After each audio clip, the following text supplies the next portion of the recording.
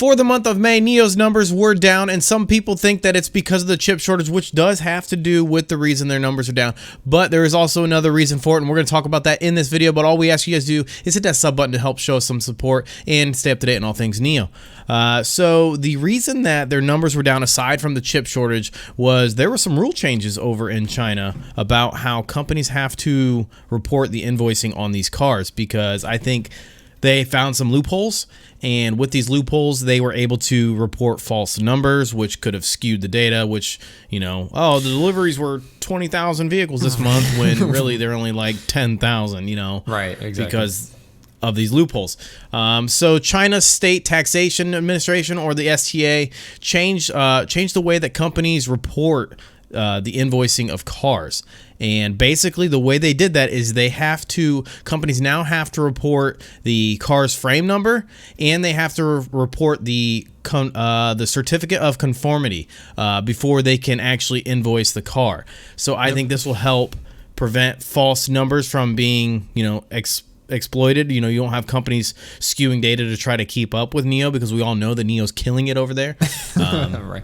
And yeah, I think this is going to be a good thing for them. And that's even the president of NIO came out and said that this was the reason that their numbers were down, you know, delaying their deliveries by a couple days. So when I saw this, I was actually, you know, to me, that's actually a good thing, because we thought mainly it was because of the chip shortage. So right, because they were down a good amount from the previous month. So right, yeah, for them being down that much and it not being the chip shortage, you know, the chip shortage, basically what I'm trying to say is it shows that the chip shortage isn't affecting them as much as we thought it would. Right. Which we knew it wasn't really affecting them very much in the first place, but this even shows it even more. But yeah, that actually delayed this rule change by the STA. That actually delayed NIO's average delivery time by 4 days. It's like that's a good amount of time, really. Right. I mean, it doesn't help anything, but you know, it is exactly. what it is. But it's good to know that it's not like they had part issues or any other kind of issue. It was just strictly, you know, the rule change. They did say that the companies had to, you know, it took time to adjust, because it's not like on the drop of a dime you can just straight, you know, change rules. But yeah, so I think that's a pretty big deal coming from them. So they're said that William Li came out and said that they are still on track to hit the 21 to 22,000 car deliveries for Q2 of 2021, which means they would have to pump out the most amount of cars they've ever done in any month. And they so said we know that they're going to be working overtime. They said they're going to be, you know, working. He didn't specifically say overtime, but they're pretty much going to be working overtime to make up for that last month. Which is they need to, yeah, right. You want these numbers to go up, yeah. But in April they delivered 7,100 vehicles, and May they delivered 6,700 vehicles. So that means in the month of June they're going to have to deliver anywhere between 8,100 and 8,200.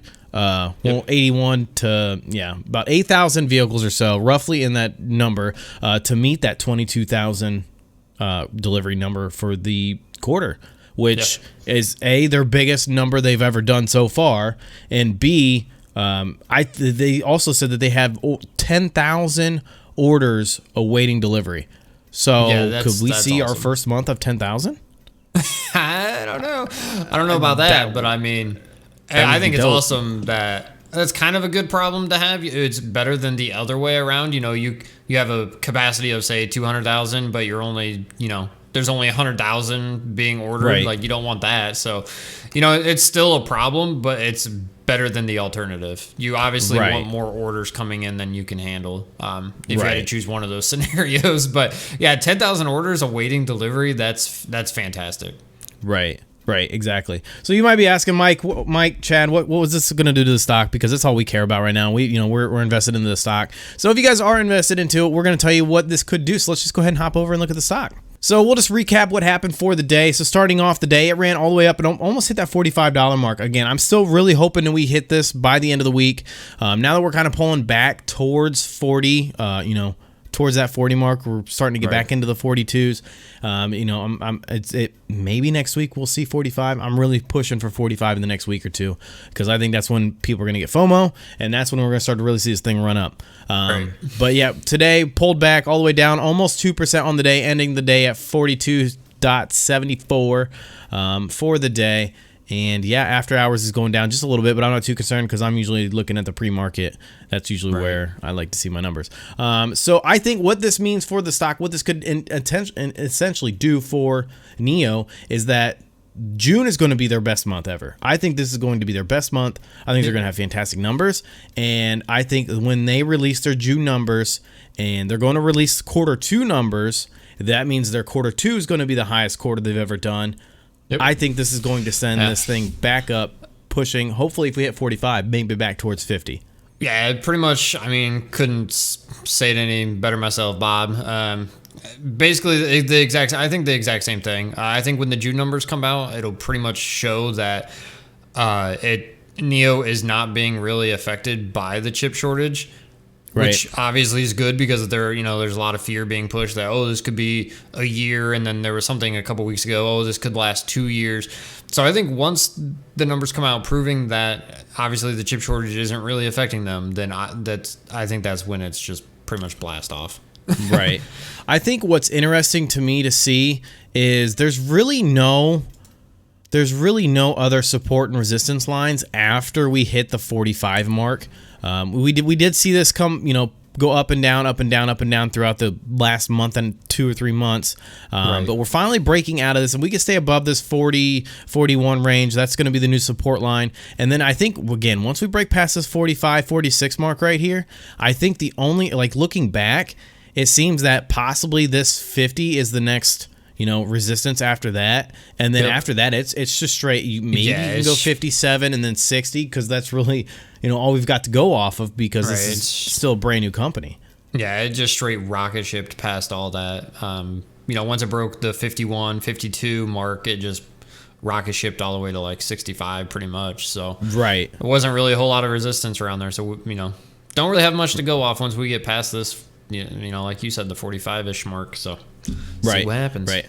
Yeah, I will not be upset consolidating in this $40 to $45 range. It's better than being in the $30 to $30 range. So right. The only thing I'm sort of worried about is tomorrow with the inflation numbers coming out. I just hope this holds above the 41 support line because it's not going to be good news that comes out. So I'm expecting another red day tomorrow.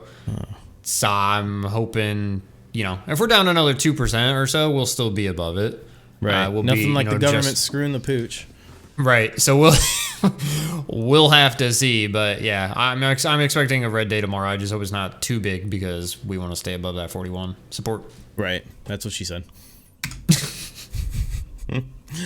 But that's going to wrap up this video. If you guys like this kind of content, you know what to do. Hit that like, share, notification bell, all that good stuff. Even hit that sub button. It's the best way for you guys to stay up to date on all things NIO, and it's the best way to support the channel. We really appreciate all the support we've gotten so far.